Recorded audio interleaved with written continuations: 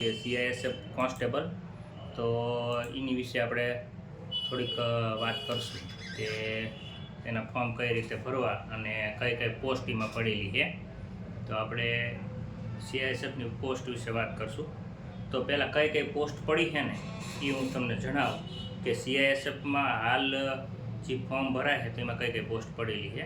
તો એમાં છે કોન્સ્ટેબલમાં કઈ કઈ છે તો કે રસોઈયાની, મોચી, પછી ટેલર છે, પછી વાળંદ છે, વોશરમેન છે, સફાઈ કામદાર છે, ચિત્રકાર, સુથાર, ઇલેક્ટ્રિશિયન, માળી, વેલ્ડર અને ચાર્જ મેક અને MP એન્ડ ટોટલ આટલી વેકન્સી પડેલી છે આટલી જગ્યામાં.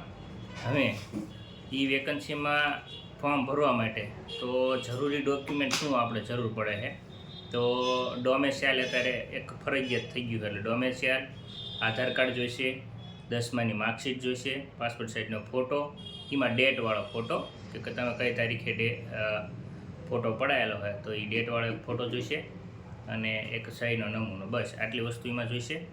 પછી આમાં એજનો ક્રાઇટેરિયા શું રાખેલો હોય તો આપણે થોડીક એની ચર્ચા કરવી કે એજની ક્રાઇટેરિયા કયો રાખ્યો હોય તો 18 થી 23 વર્ષનો હોય એજ ક્રાઇટેરિયા. તો તમારી જન્મ તારીખ કઈથી ક્યાં સુધીની હોવી જોઈએ તો 1/8/2025 થી 2/8/2002 તો આની વચ્ચે તમારી જન્મ તારીખ હોવી જોઈએ. તો એ સિવાયની છૂટછાટ મળે છે તો છૂટછાટમાં આપણે SC અને ST કેટેગરીમાં 5 વર્ષની છૂટછાટ મળશે અને OBC વાળાને 3 વર્ષની છૂટી મળશે. બરાબર. પછી વાત કરવી એક્સ આર્મી મેનમાં તો જે એક્સ આર્મી મેનવાળા છે તો એમને જ્યારે રિટાયર ડેટથી માંડી અને 3 વર્ષની છૂટછાટ મળશે. બરાબર. હવે હાઇટની વાત કરવી તો હાઇટ આપણને 170 સેન્ટીમીટર હોવી જોઈએ. બરાબર. ઓછામાં ઓછી તો 170 સેન્ટીમીટરની હાઇટ હોય તો એ ફોર્મ માટે એલિજિબલ ગણાય છે. બરાબર. અને 7 થી 80 અને 5 સેન્ટીમીટર ફૂલાવીને એટલે 85. બરાબર. આ રીતે હોવું પડે.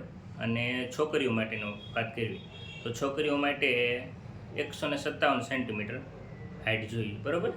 લેડીઝ માટે. અને આ ફોર્મ ભરવાની લાસ્ટ ડેટ છે 3/4/2025. બરાબર.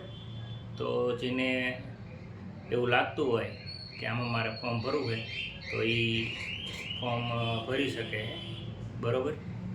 તો આ દરેક વિદ્યાર્થીને આ વિડીયો શેર કરો કે જેથી કરી અને કોઈ પણ વ્યક્તિ એલિજિબલ હોય તો એ આ પોસ્ટમાં ફોર્મ ભરી શકે. બરાબર. બસ વિદ્યાર્થી મિત્રો અત્યારે આટલું જ તે. જય હિન્દ.